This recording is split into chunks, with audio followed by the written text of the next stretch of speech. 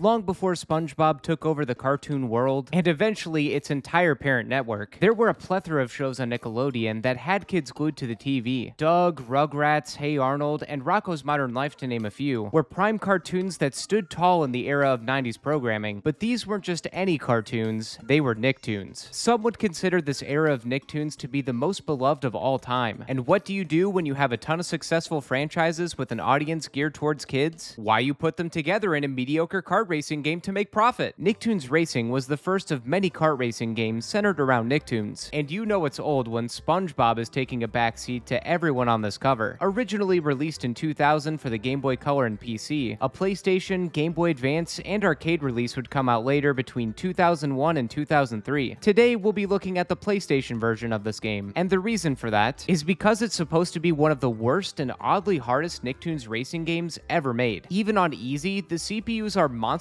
on the track, and rubber band like you wouldn't believe. And when an item hits, it'll slow you down for way longer than necessary. Though this kind of buffoonery wouldn't only be present in this game. Last year, I tried playing Nicktoons Kart Racing 2 as one of the worst possible loadouts, and even that game was plagued with awful rubber banding and cheating CPUs. I never ended up completing that run. I wanted to go for 3 stars in each cup, which can only be achieved by completing first in each race. And every time when it seemed like I had it in the bag, the CPUs would pull something out of their ass and stop me. While I don't think I'm quite ready to put myself through that run again, I couldn't ignore the continuous call of the Nicktoons Racing franchise. As far as I can tell, there's no characters in this game that are bad. I'm pretty sure they all play the same. My main decision to play this game was the absurd difficulty that I kept hearing about. Many have said that easy is no walk in the park, and if that's the case, what does that mean for hard mode? Is it just as bad as easy, or even worse? Well, the game is fresh out of the box, so stop, look, and watch and see if I can beat Nicktoons Racing on hard.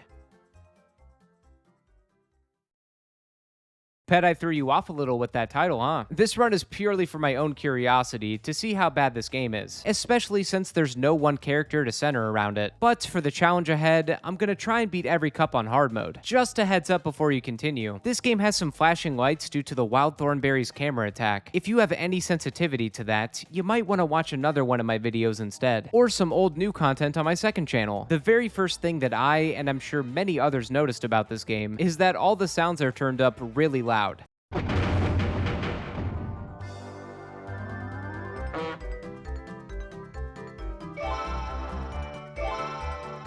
had to turn it down my headphones a little bit. This is loud as hell.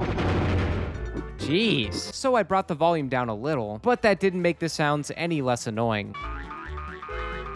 They really couldn't turn off this sound for like just one time? It couldn't just be mute without this sound? I chose to play as Arnold for my playthrough, since his poor character model quickly caught my attention, and when I selected him, I noticed something very off. What? That is not Arnold's laugh. For whatever reason, they decided to use Harold's laugh for Arnold instead of his own. 4 seasons of this show at the time of the game's release, and they couldn't have found anything else? Before I get into the first cup, I should mention that there is a story to this game, which I unintentionally skipped by using a code to unlock hard mode. The Nicktoons are invited to a race to compete for the coveted Krusty Krab Big Bun Award, along with the host and mystery rider in a small black car. Okay, so calling it a story was a bit of a stretch, cause that's it. Cup 1 starts us off at Reptar Raceway, and within 5 seconds of the race, I experienced my first of many flashbangs. Okay, off to a great start. Shortly after that, I got to see what a regular attack would do. Dude, what is this acceleration? This really is just an ugly game with somewhat stiff controls and annoying attacks. The title aside, I could hardly even tell that this track was Reptar themed. The camera cuts off almost half his body as you drive under his groin. He's almost completely cut off in his own track's portrait too. As the final lap was coming to a close, I was hit with talcum powder and was slowed down even longer than before. Okay, I get it. I'm slow. I tried to bounce back with a boost, but it almost does nothing, and I wound up in 4th place. This gave me only 3 points to start with, or at least that's what I thought. Oh no! Not this again! again! Not again! The failed to qualify text has reared its ugly head yet again. I couldn't escape it for long, but I can't help but wonder, why even give me points if I fail to qualify? Just tell me from the get-go without giving me hope. On my second try, it was looking like I may fail to qualify again, though I noticed what looked like a shortcut right around the castle near the beginning of the race. Sure enough, it was, and it brought me from 5th place up to 3rd. I snuck past Darwin and CatDog and shaved off about 7 seconds from my previous lap time to secure 1st place. Not sure what the hell happened to Darwin and CatDog though. Guess the CPUs are ruthless to each other too. The Angry Beavers get their own track next with Damn Pre. Interesting name. Guessing that one was for the parents. Once more within a few seconds of the race, I got blinded by the lights, or whatever Manfred Mann and Bruce Springsteen said. And then it happened a few more times in under a minute. Is this really gonna happen 5 times in a minute? I don't know what...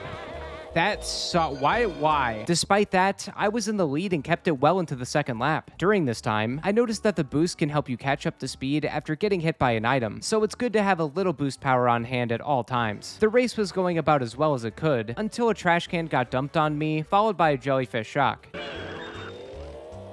Arnold! The jellyfish would come back for seconds and attacked CatDog, and I barely brushed past Darwin to get 1st place again. In CatDog's Rancid Raceway, I got to choose if I wanted to go the cat or dog route, which I think is a creative touch. Dog's route had some references to the show, including a pile of Mean Bob figures. The cat side is pictures of cat dog food. I don't know if that's also a reference. It's been a while since I watched the show. Nothing too wild in this race. I had my best lead yet by about 3 seconds. Bikini Bottom Blowout, which is quite a name, is the last track for Cup 1. I like that the picture for it is Squidward's house's gaping mouth. This track takes us all throughout Bikini Bottom, showing off the town, Goo Lagoon, and Jellyfish Fields. Nothing was out of the usual here. I got hit with more annoying items, and taught Tommy Pickles a lesson in the horrors of kart racing war.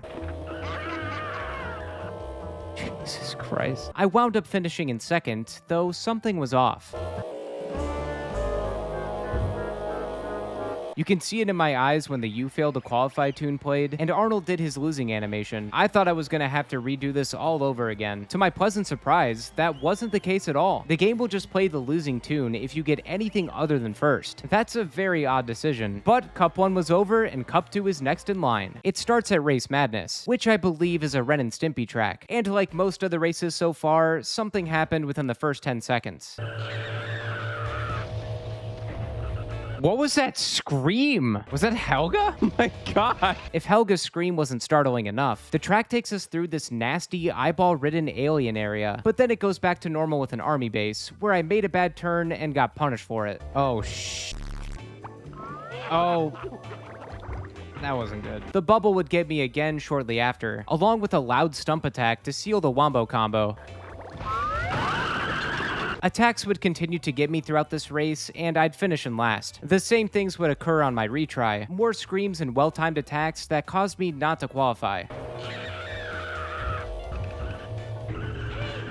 No, Arnold! My 3rd try was going much more smoothly. It was looking like I'd take 1st place this time around, until a jellyfish caught me. I'd get 2nd behind Angelica. Not the worst start, but sheesh. Why did the game just now get so difficult? Beaver Fever is the next track, and I'm kinda surprised that we're already getting another Angry Beavers race. We haven't even seen one for Hey Arnold or Wild Thornberries yet. This race goes from the woods to a crystal mine, and wraps up in a fancy hallway, potentially. I kinda thought this was a carnival funhouse with the wavy road. Yet again, I fell victim to the seemingly never-ending onslaught of attacks, most notably the talcum powder, which I hit in the mines in the final lap. Oh, great. How long do the effects of the disease go on for? This set me back a bit, but towards the finish line, it was looking like I could snag 3rd place, and I would have, if not for the rubber banding. No! It's nuts. The same powder that slowed me down for way too long was nothing to Darwin, who was moving ahead of me while under its debuff. I ended up somehow getting 4th, and the game just let me continue? That was confusing. How was it that I failed to qualify before, but was good to go now? Maybe it's a point system thing like in Wave Race 64, but there's nothing to indicate that in game. Quick note here while I was editing this. There is a qualification system, as stated in the game's manual. You can't place below 3rd in the standings, or else you won't qualify. When I finished Beaver Beaver Fever in 4th, my overall points let me continue since I was in 3rd. It confused the hell out of me at the time because nothing tells you that in-game. At least I didn't see anything. Anyway, back to the video. Nürburgring Rally is the 3rd race, and with it being a cat dog track, it'll occasionally branch off paths like the first one. I found the dog sections to be quicker, so I typically took those. Again, everything was fine, until the Nicktoons attacks locked me in place for way too long in the final lap. What the hell hit me? What the hell hit me? Hello? Unsurprisingly, I wouldn't qualify, nor would I in the next race because of the same crap, once more conveniently in the final lap. Oh my god, it's always the last lap, please! Helga also randomly spawned out of nowhere in the first lap. I have no idea why, but I had to bring it up. On my 3rd try, I got lucky and received a bunch of Angry Beaver's fish eggs that protect you from attacks and also increase your top speed. These helped me finally get first in an extremely close race. I don't know who just tried to steal that from me, but go to hell.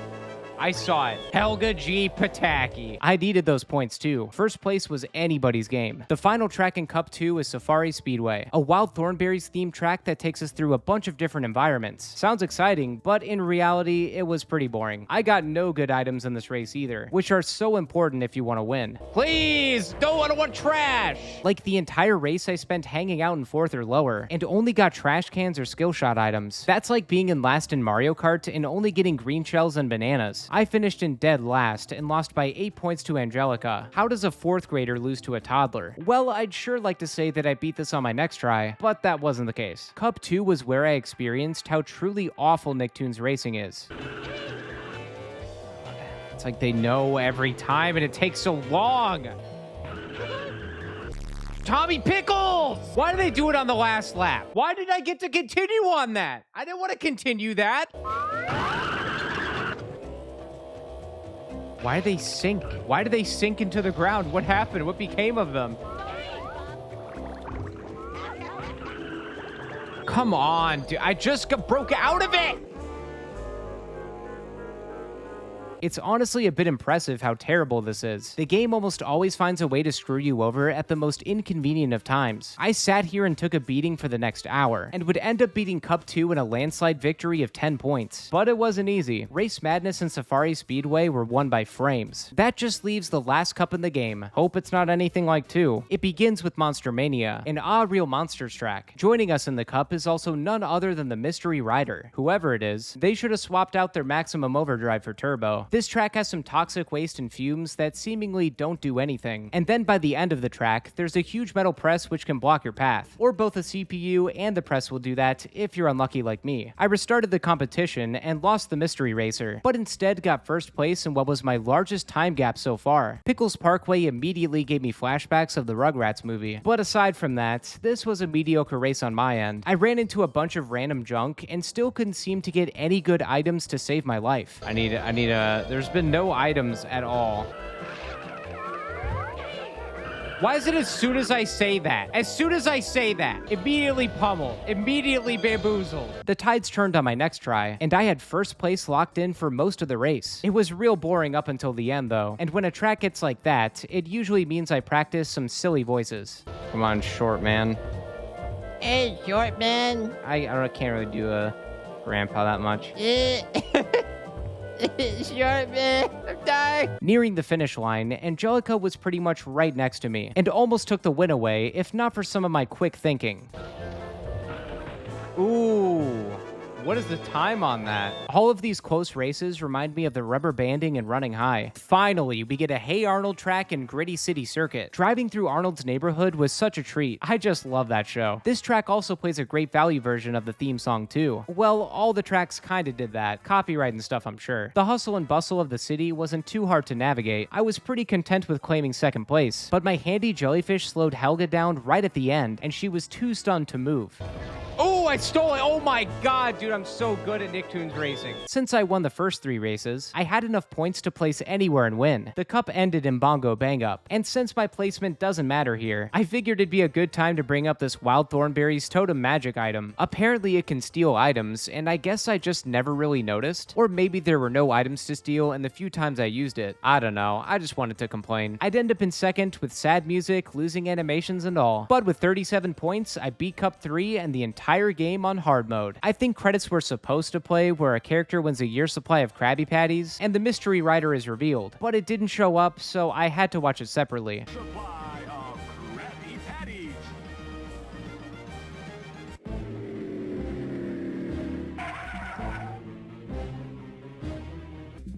Well, the mystery rider was directed all along.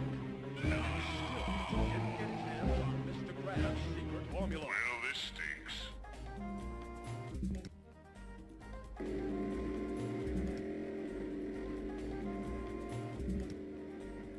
Why did all that music just 5-second loops?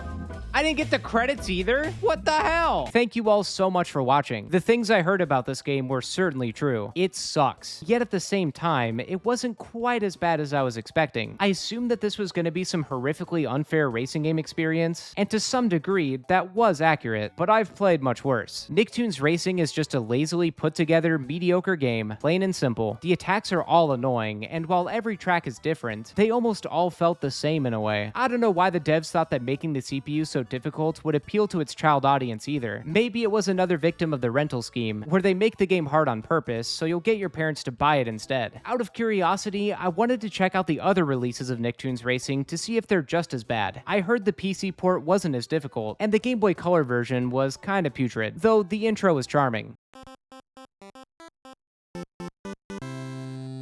But the Game Boy Advance version was awesome. The same tunes from the PS1 release carry over here and sound great, and the gameplay feels so much more solid and polished. The rubber banding is gone too, which makes the game a lot easier. This is without a doubt the better version to play. Maybe the PC one too, if you can get that old hardware to run these days. But unless you're looking for a quick laugh, you shouldn't bother yourself with the PS1 release. It's terrible. Be sure to hit the like button if you enjoyed this video. Also, I stream all of my challenge runs live on my Twitch channel and here on YouTube. If you'd like to check that out, be sure to subscribe or follow me on Twitch. The link to my Twitch channel, along with links to my other social media accounts, can be found in the description. If there's a challenge run you'd like to see, you can also check out the description for a direct link where you can submit your ideas. Thanks again for watching, everyone. See you in the next video.